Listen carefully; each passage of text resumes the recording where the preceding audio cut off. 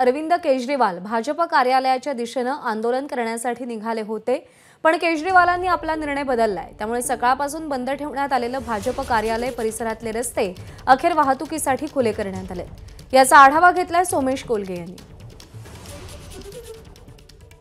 आज दिल्लीत भारतीय जनता पक्षाच्या कार्यालयासमोर आंदोलन करणार अशी घोषणा दिल्लीचे मुख्यमंत्री अरविंद केजरीवाल यांनी केली होती। आपण पाहू शकतो हे भारतीय जनता पक्षाचं कार्यालय आणि याच रस्त्यावर पुढे जर आपण या बाजूला पाहिलं तर या रस्त्यावरती पुढे आम आदमी पक्षाचं कार्यालय आहे आणि या संपूर्ण रस्त्यावर आज अरविंद केजरीवाल आंदोलन करणार म्हणून कडेकोट बंदोबस्त तैनात करण्यात आला होता। अरविंद केजरीवाल हे आम आदमी पक्षाच्या कार्यालयातून आंदोलन करण्यासाठी भाजप कार्यालयाच्या दिशेने निघाले सुद्धा होते, परंतु आता जी माहिती मिळते त्यानुसार अरविंद केजरीवाल हे पुन्हा माघारी गेलेले आहेत आणि त्यांनी भारतीय जनता पक्षाच्या कार्यालयापर्यंत येण्याचा जो निर्णय आहे तो निर्णय रद्द केलाय आणि आंदोलन एक प्रकारे स्थगित केले असं आपण म्हणू शकतो।